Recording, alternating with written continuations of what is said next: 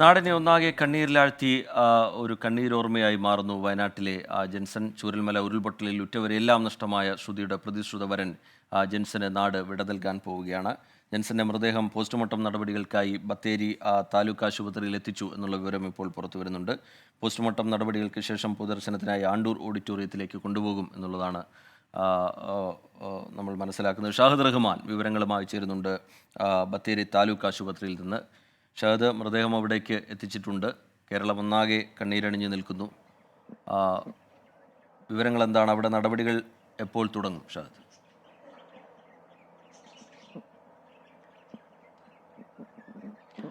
Prajith, postmortem നടപടികൾ അല്പസമയത്തിനകം ആരംഭിക്കും. ഇപ്പോൾ സ്വകാര്യ ആശുപത്രിയിൽ നിന്നും മൃതദേഹം ഇപ്പോൾ ഈ ബത്തേരിയിലുള്ള താലൂക്ക് ആശുപത്രിയിലേക്ക് കൊണ്ടുവന്നിട്ടുണ്ട്. ഇവിടെ നിന്നും പോസ്റ്റ്മോർട്ടം നടപടികൾ പൂർത്തിയായതിനു ശേഷം ആണ്ടൂർ ഓഡിറ്റോറിയത്തിലേക്ക് കൊണ്ടുപോകും. അവിടെയാണ് പൊതുദർശനമുള്ളത്. അവിടേക്കാണ് നിലവിൽ നമുക്ക് ബന്ധുക്കളുമായി സംസാരിച്ച ഘട്ടത്തിൽ നമുക്ക് ലഭ്യമാകുന്ന വിവരം അനുസരിച്ച് അവിടേക്കായിരിക്കും ശ്രുതിയെ കൊണ്ടുവരിക എന്നുള്ളൊരു കാര്യമാണ് നിലവിൽ നമുക്ക് ലഭ്യമാകുന്ന വിവരം. കാരണം നിലവിൽ ശ്രുതിയോട് ഈ മരണ വിവരം അറിയിച്ചിട്ടില്ല എന്നുള്ളതാണ് നമുക്ക് മനസ്സിലാക്കാൻ സാധിച്ചിട്ടുള്ളത്. കാരണം ഇന്നലെ രാത്രി ശ്രുതിയുടെ കാലിനാണ് പരിക്ക് പറ്റിയിട്ടുള്ളത്. അപ്പോൾ ഈ പ്ലാസ്റ്റർ കെട്ടതിന് ശേഷം ഇന്നലെ ഈ ജെൻസൺ കിടന്ന ആശുപത്രിയിലേക്ക് ശ്രുതിയെ കൊണ്ടുവന്നിട്ടുണ്ടായിരുന്നു. ആ ഘട്ടത്തിൽ ആശുപത്രിയുടെ അതായത് ICUവിന്റെ പുറത്ത് നിന്നിട്ടാണ് ശ്രുതി ജെൻസനെ കണ്ടിട്ടുണ്ടായിരുന്നത്. പക്ഷേ അപ്പോഴും ശ്രുതിക്ക് അറിയില്ലായിരുന്നു ഈ ജെൻസൺ മരിച്ചിട്ടുള്ള വിവരം. അപ്പോൾ ഈ ഓഡിറ്റോറിയത്തിലേക്കായിരിക്കും ഒരുപക്ഷെ ഈ ശ്രുതിയെ കൊണ്ടുവരിക എന്നുള്ളൊരു വിവരമാണ് ബന്ധുക്കളുമായി സംസാരിച്ച ഘട്ടത്തിൽ നമുക്ക് മനസ്സിലാക്കാൻ സാധിച്ചിട്ടുള്ളത്. ഈ ഓഡിറ്റോറിയത്തിലെ പൊതുദർശനത്തിന് ശേഷമായിരിക്കും വീട്ടിലേക്ക് കൊണ്ടുപോവുക. വീട്ടിൽ ബന്ധുക്കളൊക്കെ തന്നെ രാവിലെ നമ്മൾ അവിടെ ഉണ്ടായിരുന്നു. ബന്ധുക്കളൊക്കെ തന്നെ ഈ വിവരം അറിഞ്ഞ് വന്ന് തുടങ്ങുന്നതേ ഉള്ളൂ എന്നുള്ളതാണ് ഏറ്റവും വേദന ജനിപ്പിക്കുന്ന കാര്യം. ആ വീടിന്റെ പരിസരത്തോ അല്ലെങ്കിൽ ആ വീട്ടിലോ ഒന്നും നമുക്ക് നിൽക്കാൻ പറ്റാത്തൊരു സാഹചര്യമാണ്. കാരണം നമുക്കറിയാം ഈ മുണ്ടക്കൈ അതുപോലെ തന്നെ ചൂരൽമല ആ മേഖലയിൽ ഉണ്ടായ ദുരന്തം അത് നാടിനെ ഒന്നാകെ വലിയ രീതിയിൽ പിടിച്ചു കുലുക്കിയിട്ടുണ്ട്.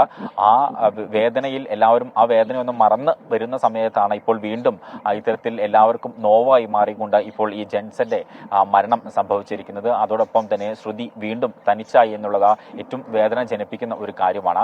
നമുക്കറിയാം ശ്രുതിയെ സംബന്ധിച്ചിടത്തോളം ശ്രുതിയുടെ കുടുംബത്തിലുള്ള മുഴുവൻ ആളുകളും നഷ്ടമായിരിക്കുന്ന ഒരു സാഹചര്യമാണ്. അപ്പോൾ ആ ഘട്ടത്തിലാണ് ജെൻസൺ കൂടെ നിൽക്കുകയും ഡിസംബറിൽ നടത്താൻ വിചാരിച്ച കല്യാണം ഈ മാസം 20-ാം തീയതി നടത്താൻ തീരുമാനിക്കുകയും ചെയ്തിട്ടുണ്ടായിരുന്നത്. ഈ ബന്ധുക്കളുടെ മരണാനന്തര ചടങ്ങുകൾ 41 ദിവസം കഴിഞ്ഞതിന് ശേഷം ഈ വിവാഹം നടത്താം എന്നതായിരുന്നു തീരുമാനം. അങ്ങനെ 20-ാം തീയതി വിവാഹം നിശ്ചയിക്കുകയും ചെയ്തിട്ടുണ്ടായിരുന്നു. വലിയ ആർഭാടമായിട്ടുള്ള വിവാഹം ഒന്നല്ല, ജസ്റ്റ് രജിസ്റ്റർ ചെയ്യുകയും അതിനുശേഷം വീട്ടിലേക്ക് കൂട്ടിക്കൊണ്ടുവരാനുമായിരുന്നു തീരുമാനിച്ചിട്ടുണ്ടായിരുന്നത്. അത്തരത്തിൽ ഈ 41-ന്റെ ചടങ്ങുകൾ കഴിഞ്ഞ് തിരിച്ച് വരുന്ന വഴിയിലാണ് ഇത്തരത്തിൽ അതിദാരുണമായിട്ടുള്ള ഈ സംഭവം ഉണ്ടായിട്ടുള്ളത് എന്നുള്ളതാണ് ഏറെ വേദന ജനിപ്പിക്കുന്ന കാര്യം. അപ്പോൾ എന്തായാലും പോസ്റ്റ്മോർട്ടം നടപടികൾ ഇവിടെ പുരോഗമിക്കുകയാണ്. അല്പസമയത്തിനകം ഇവിടെ നിന്നും ഈ ഓഡിറ്റോറിയത്തിലേക്ക് മൃതദേഹം കൊണ്ടുപോകും.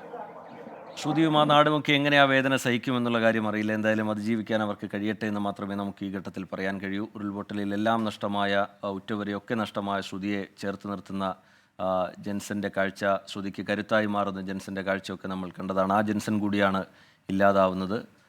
പോസ്റ്റ്മോർട്ടം നടപടികൾ അല്പസമയത്തിനകം ആരംഭിക്കുമെന്നാണ് ഷാഹിദ് റഹ്മാൻ റിപ്പോർട്ട് ചെയ്യുന്നത്. ചെറിയൊരു ഇടവേളയിലേക്ക് നമ്മൾ പോവുകയാണ്. ഇടവേളയ്ക്ക് ശേഷം തിരികെ എത്താം. Short break.